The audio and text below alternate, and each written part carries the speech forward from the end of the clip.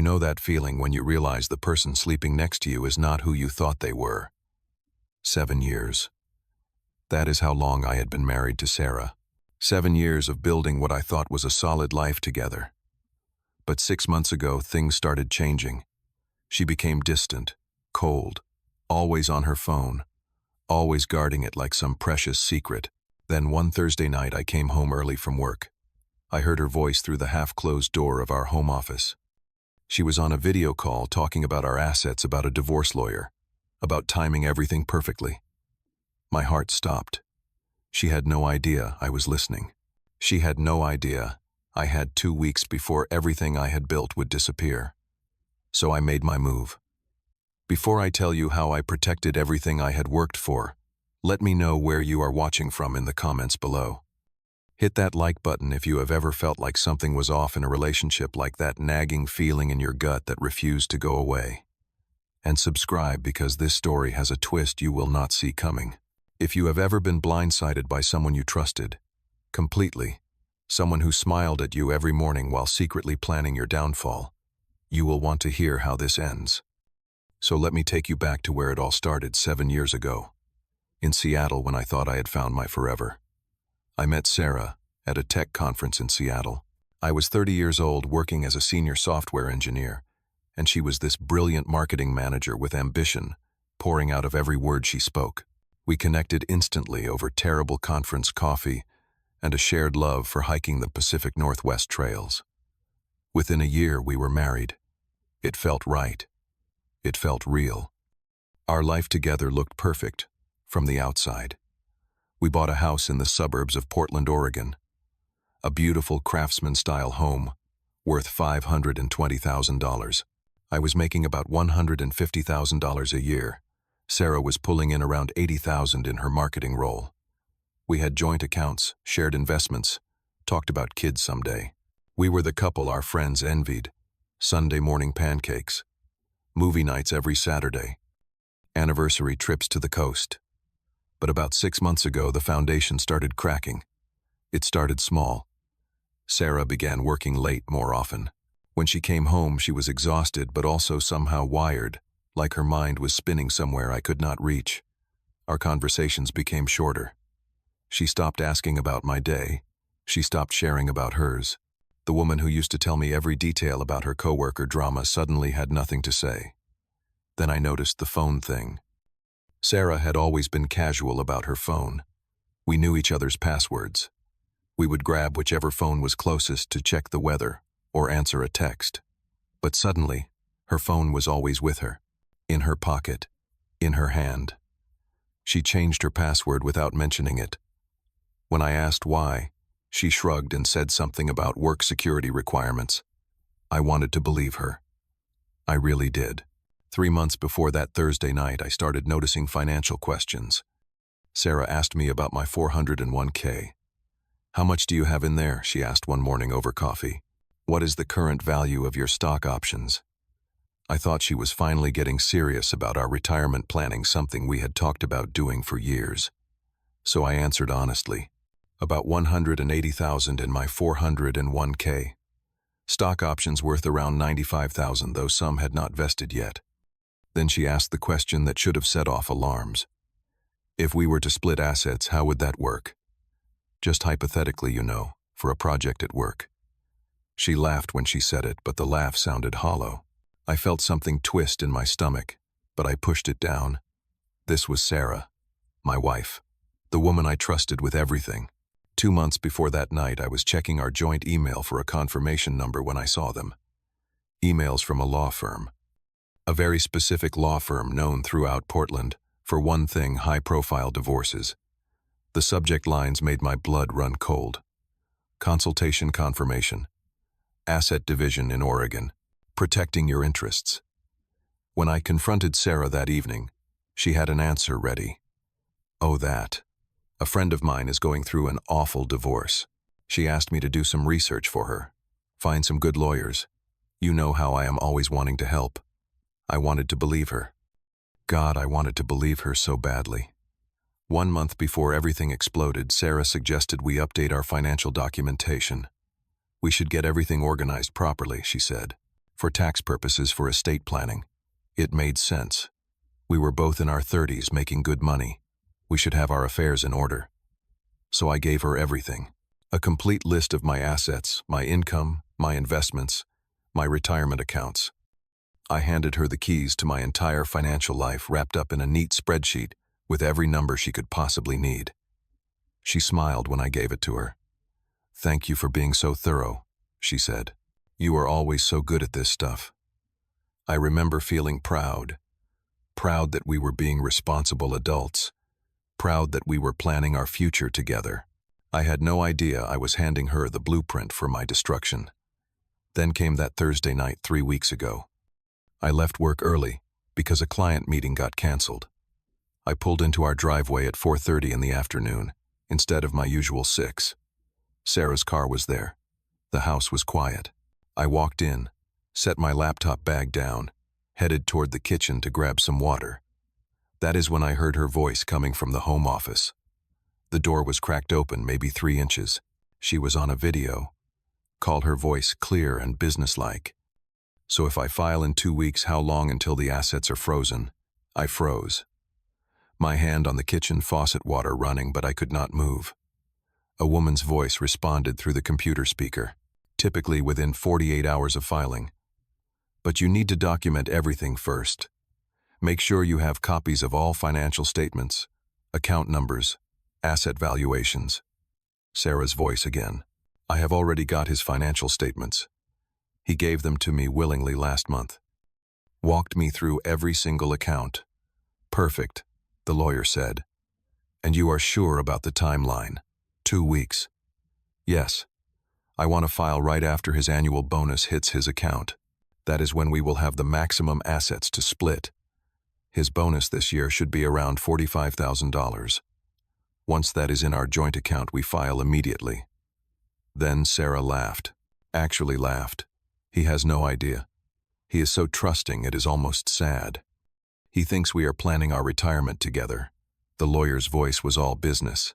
"Well, that trust is going to cost him. Oregon is a no-fault state. But we can argue for a favorable division, given your contributions to the household." I stood there in my own kitchen hand still on the running faucet, feeling like someone had reached into my chest and ripped out my lungs.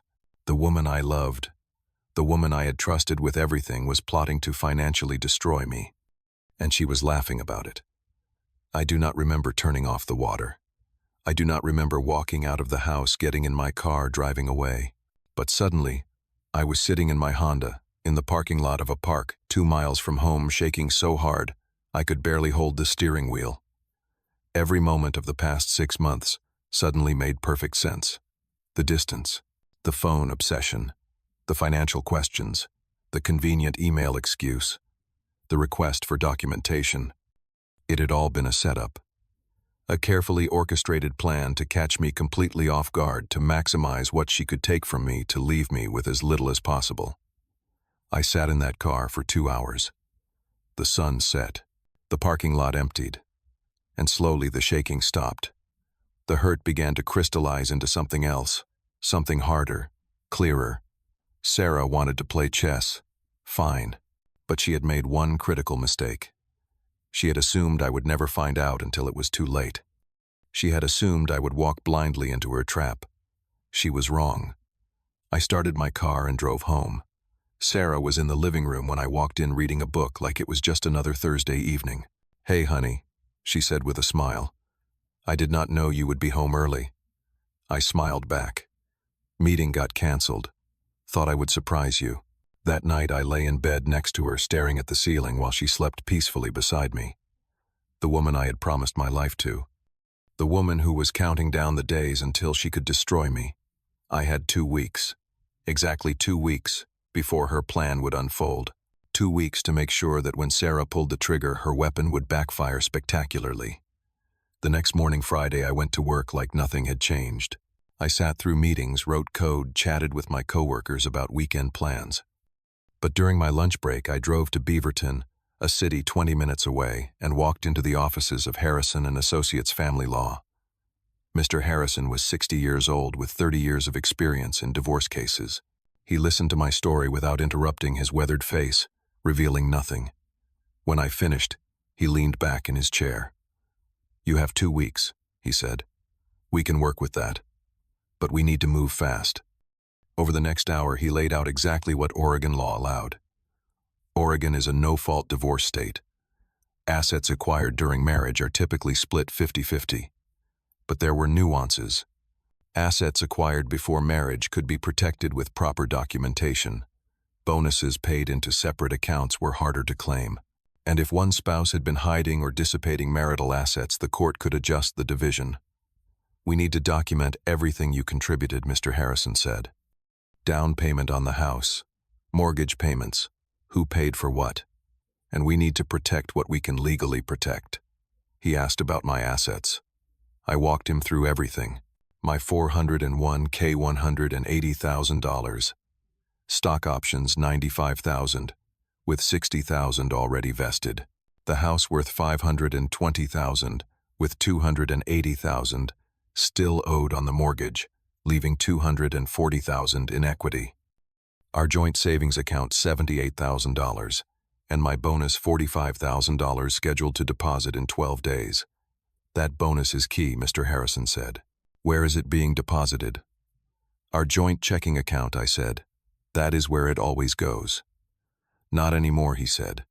"Call your HR department today. Change the deposit account. Open a new personal account at a different bank. Have the bonus deposited there." "Is that legal?" I asked. "Absolutely. The bonus is being paid for your work. You have every right to choose where your paycheck goes.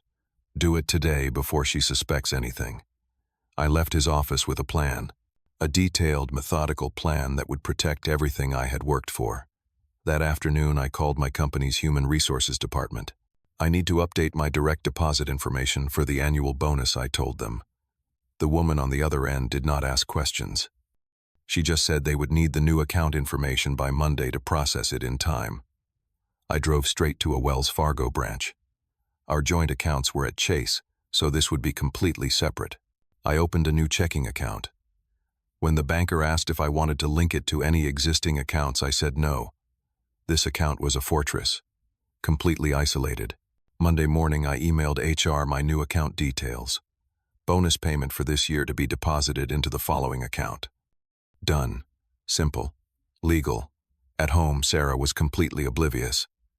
That weekend, she was actually pleasant, almost like the old Sarah. We went grocery shopping together on Saturday.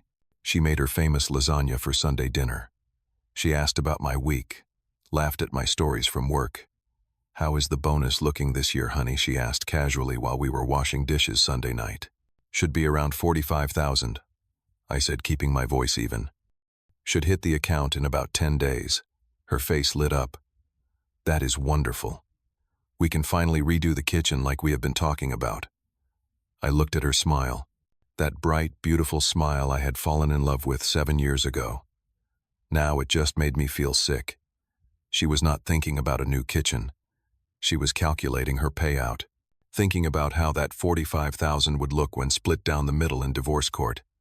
"That would be great," I said, matching her fake enthusiasm. That night, lying next to her again, I felt nothing but cold determination. The hurt was still there, buried deep, but I could not afford to feel it yet. I had work to do. Over the next week, I became a man on a mission. Every lunch break, every evening when Sarah worked late, I was gathering documentation. I found our original mortgage paperwork. It showed that I had contributed 60% of the down payment from my personal savings before we married. I scanned every document, every bank statement showing mortgage payments coming from my account, every receipt, every record. I pulled statements for my 401k, showing the balance before our marriage, and tracking contributions since. Some of that money was mine before Sarah ever entered my life. I documented everything with the precision of the engineer I was. Dates, dollar amounts, sources of funds.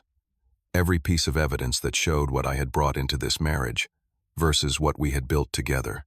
On day 8, I was reviewing our joint savings account statement when I noticed something that made my stomach drop.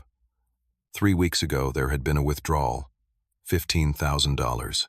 The notation said, Personal expenses. I had never seen that transaction. Sarah handled most of the day-to-day account monitoring. I trusted her. I called the bank. I need detailed statements for the past 6 months on our joint savings account, I told them. They emailed them within the hour. I sat in my car in the work parking lot scrolling through the PDF on my phone and felt rage building in my chest. Sarah had not just withdrawn $15,000. Over the past 6 months, she had systematically moved $32,000 from our joint savings into an account I did not even know existed. Small transfers, $2,000 here, $3,000 there. Never enough to trigger any alerts, but enough that over time she had built herself a secret nest egg. She was not just planning to divorce me. She had been stealing from me for half a year, setting herself up while pretending everything was fine. I forwarded everything to Mr. Harrison. His response came back within an hour. This is called dissipation of marital assets. The court will not look kindly on this. Document everything. This significantly strengthens your position. Day 12, bonus day. I woke up and checked my phone. There it was, a notification from Wells Fargo. Deposit $45,000. I felt a wave of relief so strong I almost laughed. It was safe. Completely beyond Sarah's reach. That evening, Sarah asked the question I had been waiting for. Did your bonus come through today? I looked up from my laptop, putting on my best disappointed face. Not yet. HR said there is some kind of processing delay. Maybe next week. Her expression flickered. Just for a second. Disappointment, frustration, maybe even panic. Then the mask slipped back into place. Oh, that is unfortunate. I was hoping we could start planning that kitchen renovation. Soon, I said. Hopefully just a few more days. I could see her mind working, recalculating, wondering if she should adjust her timeline. But I was not done yet. Days 13 and 14 were my final moves. I transferred $39,000 from our joint savings into my new personal account. Exactly half of the $78,000 we had, not a penny more. I documented the transfer with a detailed note, protecting my 50% share of marital savings pending anticipated legal proceedings. I changed the beneficiary on my 401k from Sarah to my mother. I did the same with my life insurance policy. If something happened to me, Sarah would get nothing. I met with Mr. Harrison one last time. He reviewed everything I had done. You are protected, he said. Whatever she files, you are ready. She thought she was going to catch you sleeping. Instead, you are 3 steps ahead. I should have felt victorious. But mostly I just felt tired, sad.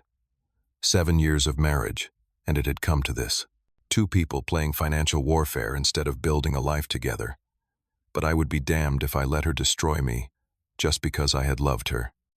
Week 3 began. Monday, Tuesday passed in tense silence. Sarah seemed distracted, anxious. She kept checking her phone, typing messages, deleting them. Wednesday afternoon, I came home from work at my usual time, 6 o'clock. I walked through the front door and saw it immediately. A large manila envelope sitting on the kitchen table. The return address showed the logo of Patterson and Associates, the divorce law firm I had seen in those emails months ago. My heart started pounding, but my hands were steady as I picked it up. Inside was exactly what I expected. Petition for dissolution of marriage, State of Oregon.